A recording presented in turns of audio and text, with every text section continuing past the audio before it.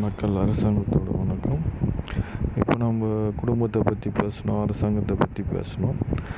இப்போது நம்ம அரசாங்கத்துறையில் இருக்கிறவங்க நிறைய பேரை நீங்கள் பார்த்துருப்பீங்க. அந்த அரசாங்கத்துறையில் இருக்கக்கூடிய நிறைய அதிகாரிகள் அவர்களை பார்த்து நீங்கள் கேட்டு பாருங்கள்.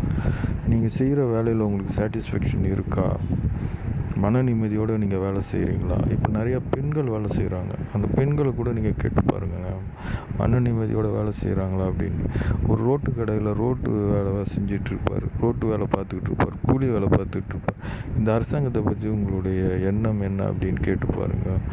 ஏப்பா வேறு வேலை இல்லையா, உன் வேலையை போய் பார்ப்பா அப்படின்னு தான் அவங்க சொல்லுவாங்க. ஏன்னா அரசாங்கத்தை பற்றி அவங்க சொல்ல மறுக்கிறாங்க.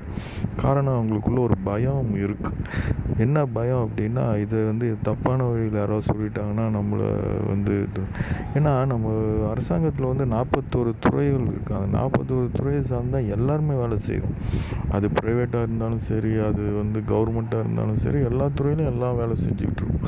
ஆனால் அத்தனை துறையிலும் இருக்குது, சட்டங்கள் இருக்குது, காவல்துறை இருக்குது, எல்லாமே இருக்குது. ஆனால் இருந்தும் ஏன் இவ்வளோ கஷ்டங்கள் படுறாங்க, மக்கள் இவ்வளோ வேதனைகளை அனுபவிக்கிறாங்க?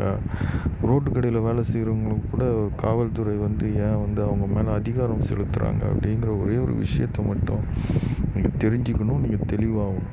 காரணம் என்ன அப்படின்னா, முறைப்படுத்தப்படலை. இந்த முறைப்படுத்தப்படலை அப்படிங்கிறதுக்கு ஒரு சின்ன உதாரணம் நான் உங்களுக்கு சொல்கிறேன். நீங்கள் நிறைய பூ வாங்கிட்டு வரீங்க, கூடையாக பூ வாங்கிட்டு வரீங்க. அந்த பூவை நீங்கள் வணங்குற கடவுள் மேலே தூக்கி போடுறீங்க. அந்த பூவை நீங்கள் கடவுள் மேலே தூக்கி போட்டிங்கன்னா அது அழகாக இருக்குமான்னு பார்த்தீங்கன்னா அழகாக இருக்காது. ஆனால் வாங்கிட்டு வந்த பூவை எல்லாத்தையும் ஒரு நாரில் கட்டி அது இருக்க வேண்டிய இடத்துல கரெக்டாக அந்த பூவை அமைச்சு கரெக்டாக கட்டினீங்க அப்படின்னு சொன்னால், அதை கட்டி அந்த சிலைக்கோ அந்த கடவுளுக்கோ நீங்கள் அதை சாத்தினீங்க அப்படின்னும் போது அது பார்க்குறதுக்கு ரொம்ப அழகாக இருக்கும். அதுபோல தான் இன்றைக்கி அரசாங்கத்தினுடைய துறைகள் சிதறி போயிருக்கு, முறைப்படுத்தப்படாமல் இருக்குது. அதை நீங்கள் முறைப்படுத்தணும் அப்படின்றது தான் ரொம்ப முக்கியமான விஷயம். சரி, நீங்கள் அதை முறைப்படுத்தணுமா அப்படின்றது கிடையாது. நீங்களே ஒவ்வொருத்தராக சிங்கிளாக சேர்ந்து செய்ய முடியுமானா அது முடியாது. அப்போது ஒரு அரசாங்கத்தை நாம் சரியாக செஞ்சுட்டோம், ஒரு அரசாங்கத்தை சரியாக உருவாக்கணும்னா அவங்க அத்தனை துறையை அவங்க முறைப்படுத்திடுவாங்க. சரி, இப்போ அந்த அரசாங்கத்தை நடத்துகிறது என்ன? புலி, சிங்கம், மிருகங்கள் நடத்துதா, புழு பூச்சி இனங்கள் நடத்துதா, பறவை இனங்கள் நடத்துதான்னா அது இயற்கையோடு அது வாழ்ந்துக்கிட்டு இருக்கு. அது பஞ்சபூதங்கள் சொல்லக்கூடிய இயற்கையோடு அது வாழ்ந்துக்கிட்டு இருக்கு. ஆனால் மனிதன் மட்டும்தான் செயற்கைங்கிற ஒரு குணத்தோடு நம்ம வாழ்ந்துக்கிட்டு இருக்கோம்.